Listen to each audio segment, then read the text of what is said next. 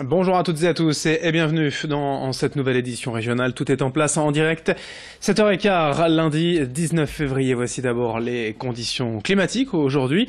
Les prévisions météo après un beau week-end ensoleillé. Le début de semaine s'annonce malheureusement plus nuageux et humide. Les perturbations pluvieuses vont traverser la région d'ouest en est. Ce matin, le littoral sera premier concerné par les averses. Et puis toute la région subira la pluie jusqu'à cette nuit. Quant aux températures plutôt fraîches ce matin, elles iront de 6 à 7 degrés. Pour les maximales, on en reparle avec les prévisions complètes de la chaîne météo après ce journal. À la une, en ce lundi, la multiplication des cas de rougeole depuis quelques jours en France et dans la région. La semaine dernière, un 5e patient a été confirmé sur le campus de la Cité scientifique à Villeneuve-d'Ascq. 4 étudiants et un enseignant-chercheur de la même école ont été contaminés. Une campagne de prévention a donc été mise en place. Mais à quoi correspond aujourd'hui la rougeole? Quels sont les risques? Les explications de notre journaliste Céline Nuret. 387 cas de rougeole ont été recensés en France depuis le 1er novembre et parmi eux, une jeune femme de 32 ans en est décédée. Dans le Nord, 4 personnes ont eu la rougeole récemment. Il s'agit d'étudiants et de personnel de l'Université de Lille. Alors tout d'abord, qu'est-ce que la rougeole? C'est une maladie qui se transmet par voie aérienne. Les symptômes sont de la fièvre, de la toux, le nez qui coule, des points blancs dans la bouche, les yeux rouges et une sensibilité à la lumière. La maladie est en général bénigne, mais dans certains cas, comme on a pu le voir récemment, elle est très dangereuse, et notamment chez les jeunes adultes. La rougeole peut causer des pneumopathies graves ou des complications neurologiques sévères. Pour se protéger de la rougeole, il faut tout d'abord évidemment vérifier dans son carnet de santé si on a été ou non vacciné. Il faut avoir reçu 2 doses, une première à l'âge de 12 mois et une deuxième entre 16 et 18 mois. Si vous avez déjà eu la rougeole, vous pouvez considérer que vous êtes protégé. Dans le cas où vous n'avez plus de carnet de santé, vous pouvez savoir si vous avez été vacciné pour la rougeole en faisant une simple prise de sang. Sinon, si vous avez un doute, il vaut mieux recevoir à nouveau une dose, voire 2 de préférence, quel que soit votre âge. Il faut savoir que se faire vacciner une seconde fois n'est absolument pas dangereux. Cet épisode de rougeole pointe clairement du doigt le problème de non-vaccination de certaines personnes en France. Des ateliers gratuits dans la région pour connaître ses droits. Ces prochains mois, le CIDFF, le Centre d'information sur les droits des femmes et des familles du Nord, proposera 4 rendez-vous pour mieux comprendre le système judiciaire. Chaque année, près de 1000 personnes, à 70% des femmes, se tournent vers le CIDFF. Les demandes les plus fréquentes sont liées aux violences conjugales, aux demandes de divorce, aux gardes d'enfants ou à la pension alimentaire. Mais quelles sont les procédures? Pourquoi y a-t-il plusieurs tribunaux et quels sont leurs rôles? Pour tout savoir de la justice, le CIDFF propose un premier atelier le 14 mars prochain à Lille. Explication au micro de Brieux Gorchy.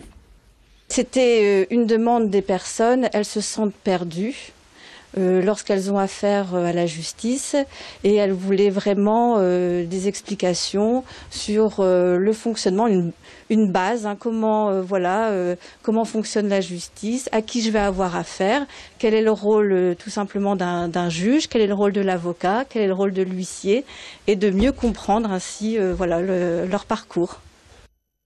Les 3 autres rendez-vous auront lieu au cours de l'année, le jeudi 5 avril, le samedi 23 juin et le vendredi 26 octobre. Tout cela se passera au CIDFF à Lille, 92 bis rue des Stations. Autre info dans l'actualité régionale, ce dispositif de la CCI de région baptisé Hauts-de-France Prévention, destiné aux entreprises connaissant un passage difficile, la perte d'un client important, un sinistre ou un retard de paiement. Il s'agit en fait d'une enveloppe remboursable en trésorerie de 50 000 à 300 000 euros pour une durée de 5 ans maximum. Il y a quelques conditions, mais le plus important, c'est d'oser aller en parler à quelqu'un et notamment à la CCI, car souvent les dirigeants de PME sont seuls face aux difficultés, ne savent pas vraiment par qui se tourner. Explication complémentaire avec Vincent Vieillard. C'est un prêt, c'est une avance remboursable qui fonctionne de 50 à 300 000 euros, donc c'est significatif, qui est dédié aux entreprises de plus de 10 salariés, des entreprises exclusivement des Hauts-de-France. Et cette avance remboursable est remboursée sur 5 ans avec la possibilité d'un différé d'amortissement d'1 an, c'est-à-dire qu'on commence à rembourser au bout de la première année pour permettre à l'entreprise de se restabiliser. 7h19 en direct, on l'a tous vu dans le premier film Les Tuches, la fameuse friterie n'est plus à Monaco, elle est revenue dans la région, à Blaringhem près de Saint-Omer. Avec la sortie du film Les Tuches 3 au cinéma, la curiosité se fait de nouveau ressentir dans le village. Reportage signé Joël Warneau. Cette friterie, tout le monde l'a déjà vue. Dans le premier film Les Tuches, elle se trouve à Monaco. Désormais, elle est à Blaringhem. Sébastien Devos l'a rachetée en 2013, ce qui lui vaut depuis un petit surnom dans le village. On m'appelait Jeff. Bon, faut savoir qu'au village, aujourd'hui, même mon épouse va quelque part, c'est Madame Tuche. On a gardé un peu ce nom-là. Au tout début, Sébastien Devos a eu le droit de nombreuses fois à la réplique culte du film. Au fil des années, cet enthousiasme est retombé, mais avec le troisième volet des Tuches, la friterie suscite à nouveau la curiosité. Il y a des gens qui passent et qui prennent des photos, même au village. Il y a des gens qui vont en vacances ou qui ont des amis en disant non, on a la friterie des Tuches.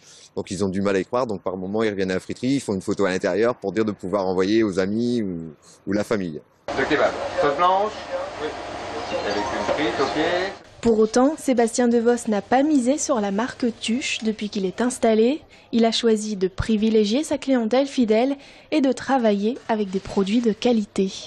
Voilà messieurs, à bon appétit.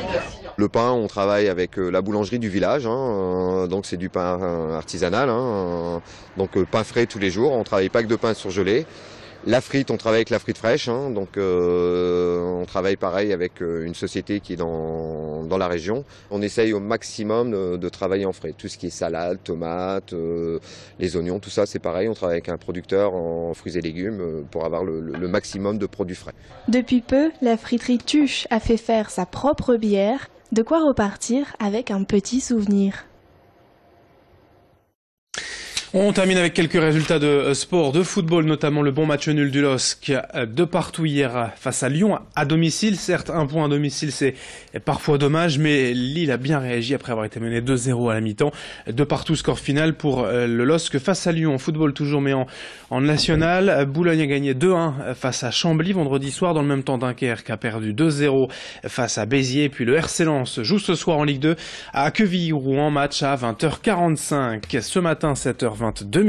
Bon réveil à toutes et à tous, bon appétit si vous êtes avec nous au petit déjeuner. Dans un instant, vos conditions météo, les prévisions du jour. À tout de suite.